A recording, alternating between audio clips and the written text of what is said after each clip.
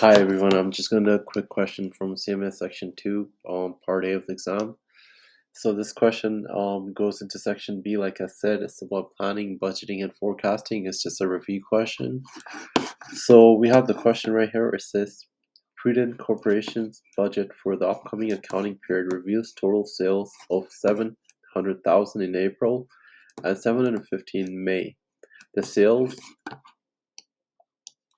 The sales cash collection pattern is 20% of each month's sales are cash sales. So each month's sales are 20% cash sales. 5% of the month's credit sales are credit loss, so bad debt expense. 70% of a month's credit sales are collected in the month of the sale. So remember that 70% of the month's credit sales are collected in the same month of the sale. 25% of a month's credit sales are collected in the following month of the sale. So what is the question literally asking us? Required is that if Prudent anticipates the cash sale of a piece of old equipment in May for 25,000. So they sold an old equipment in May for $25,000. May's total budgeted cash receipts would be. So given all the patterns, what is happening now? We're gonna kind of analyze what's happening with the numbers first of all. So just give me one sec. Just kind of slipped away. Okay, so we have to recognize the pattern that is happening. So I summarized it right here. Understand the sales collection pattern first of all. 20% of sales are cash sales. Well, what does that mean? That the remaining 80 are credit sales. Obviously, 20 are cash sales, so remaining are automatically credit sales. For credit sales, 70%, according to the questions, are collected in the same month as the sale. 25 in the following month, 5% are losses, uncollectible. Okay. Break down the sales for each month. In April, the question has given us 700,000. In May, it has given us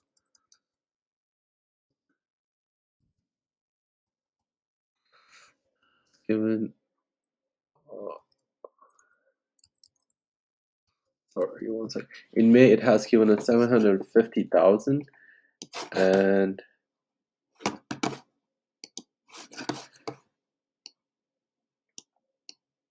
so now we're going to calculate the May's budget cash receipts. Sorry about the error.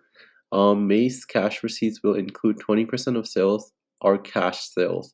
Well, like the questions we said, the pattern to reflect and recognize is that 80%, if 20 are cash sales, then 80% are credit sales, because 100% of the sales, if 20 are assumed to be credit sales or cash sales, then the rest are going to be credit sales.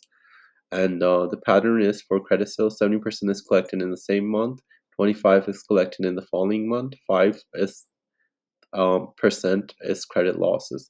Using the sales pattern that was developed earlier, number one, we're gonna do this for May. Cash sales for May is 20% times what they give us, 750,000.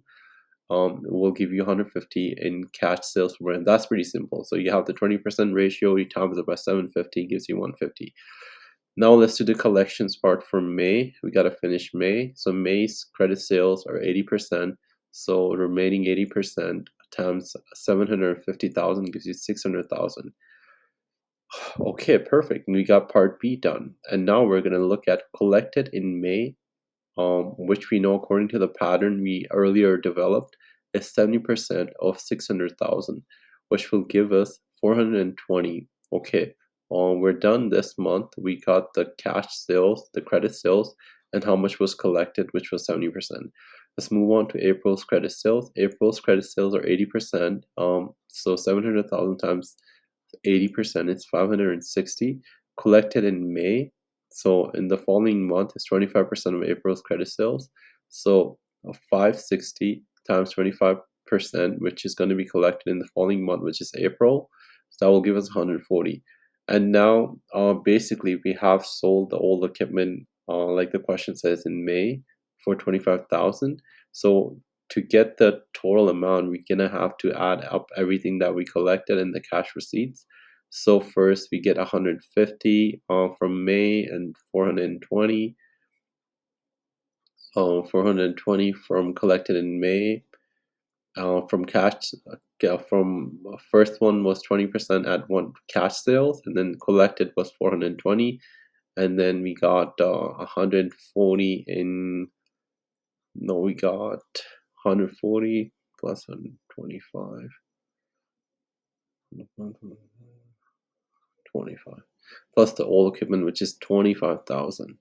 Okay, so now what we're gonna do is just kind of repeating the same thing. So we just add up the total 150, 420 plus 140 plus 25 will give us total cash receipts for May. Will give us total of 700,000, 3,500. So that's what the final answer is. So let me just recap that. You're gonna add all these numbers. So you're gonna add, I'm gonna actually redo it to check the numbers. I'm gonna add 420 plus 150, 150 plus 140